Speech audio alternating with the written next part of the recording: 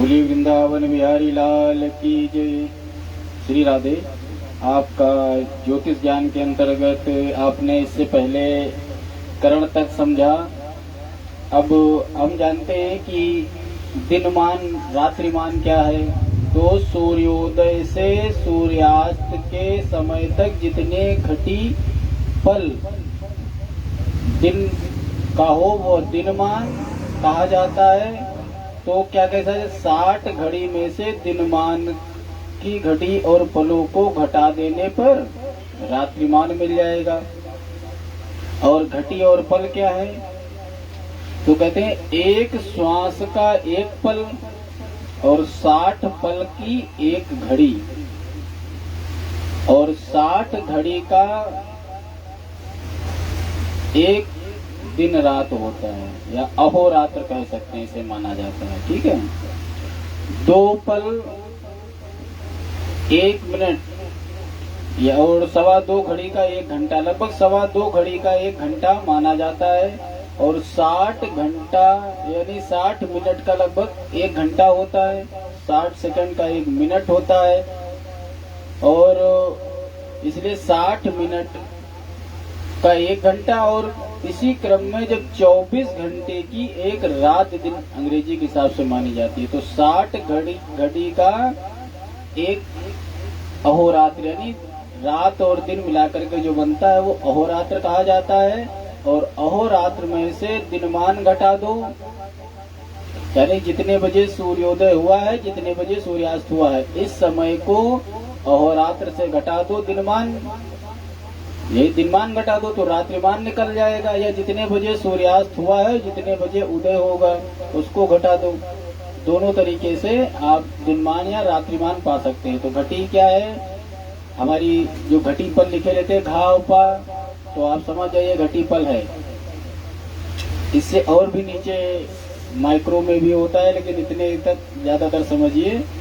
तो चंद्रमा राशि कैसे बनती है समझ जाइए। चंद्रमा का राशि निवास, नक्षत्रों की गणना जैसे जहाँ लिखी रहती है, उसी के थोड़ा और आगे बढ़ेंगे तो राशि लिखी रहती है। ये नक्षत्र आपको बता चुके हैं, 27 होते हैं। प्रत्येक नक्षत्र के 4 चरण होते हैं। हर नक्षत्र को 4 शब्द मिले हुए हैं, वही 4 चरण हैं। तो 27 नक्षत्रों को 4 से गुणा करने पर 108 होते हैं। 27 नक्षत्रों को जब 4 से गुणा कर देंगे 108 मिलेंगे। तो 108 का जो है 12 राशियां होती हैं। तो इन 108 में से 12 राशियों को भाग दे देंगे। बात समझ गए। 12 राशियां होती हैं। 12 राशियां कैसे होती हैं, एक ब्रह्मांड की परिकल्पना करी गई है 360 अंश, तो उसको 30 से भाग दिया गया, तो 30 अंश की एक राशि होती है। राशि का मतलब हुआ है एक ब्रह्मांड का परिमाण, उसको नापना। एक अंडे को 12 भाग में काट करके तो 30, और 30 को जब 360 से जब भाग देंगे तो 12 निकलेंगे। तो हमारी बन गई 12 राशियां। और उन्हीं राशियों के ऊपर आकाश मंडल में नक्षत्र छाए हुए हैं। तो उनमें से एक, अब 108 को 9 बार काटा गया तो 12 आया। तो क्या मतलब निकला कि लगभग नक्षत्र के जो चरण हैं, उन नक्षत्रों के 9 चरणों को चंद्रमा जब भोगता है तो एक राशि पार करता है, यानी 30 अंश का चलता है। तो एक राशि में 9 चरण 30 अंश हुए। इसी तरीके से मेष के चंद्रमा का निवास, अश्वरी के 4 चरण, भरणी के 4 चरण और कृतिका के पहले चरण तक माना जाएगा। तो राशि कौन सी बनेगी, मेष। इसी तरह वृष चंद्रमा का जब निवास, कृतिका के 3 चरण, रोहिणी के 4 चरण और मृगशिरा के 2 चरण तक रहेंगे, तब राशि बनेगी वृष। इसी तरीके से आपकी जो अवकड़ा चक्र आगे पढ़ेंगे तो उसमें आप सबको पता चलता चला जाएगा। एक राशि के 9 अक्षर, एक राशि के 9 अक्षर हैं। किसी को 2 चरण, 2.25 चरण, किसी में पूरा चरण। ये बात कंफ्यूजन खत्म हो गई ना कि किसी में लिखा रहता है राशि तो ये है, नक्षत्र बदल गया।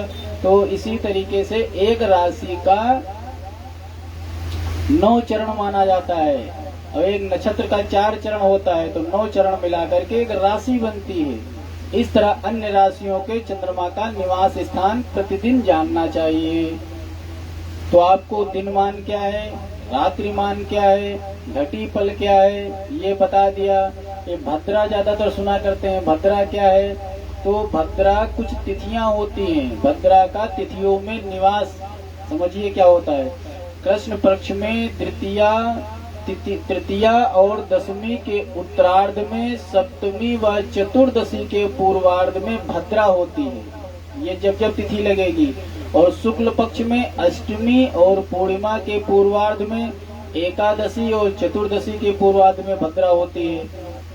तो भद्रा में शुभ कार्य वर्जित माने जाते हैं। तो अब आपको पता चल गया भद्रा क्या है। इसी तरीके से एक और योग बनता है जो बहुत कम लोग अब नहीं देखते हैं मुहूर्त में। विवाह में एक वर्जित योग है, सबको ध्यान देना चाहिए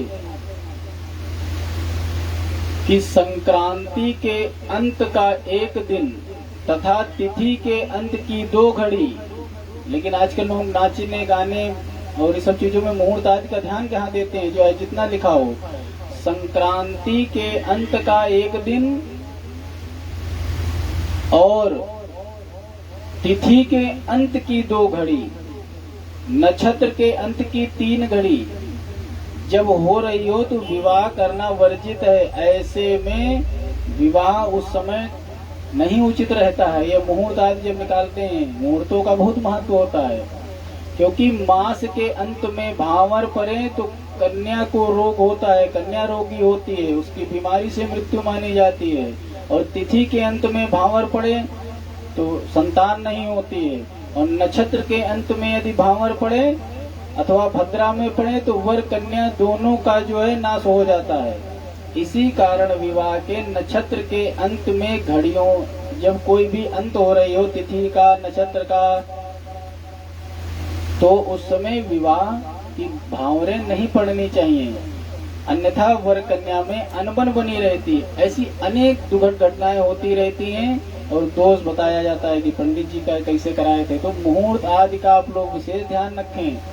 ये नाचना गाना पार्टी हंसी मजाक तो हमेशा होता रहेगा, लेकिन मुहूर्त में सारे कार्य करें। क्योंकि सोचने विवाह के समय नाना प्रकार के कला, लेन देन, खाने पीने में उलझने। अब मुहूर्त 12 बजे का है, भावरे दूसरे दिन 7 बजे पड़ती हैं, 4 बजे पड़ती हैं कहीं। अब पूरा हिसाब किताब लेन देन का हो जाता है, तब मुख्य कार्य नंबर आता है। इसलिए विवाह के मुहूर्त में बहुत ध्यान रखना चाहिए। अब आगे की वीडियो में हम आपको बता रहे हैं कि आपका जैसे मूल अंक कैसे देखा जाता है, मूलांक कैसे निकाला जाता है। तो अगले भाग में हम आपको मूलांक के विषय में बताते हैं। जय श्री राधे।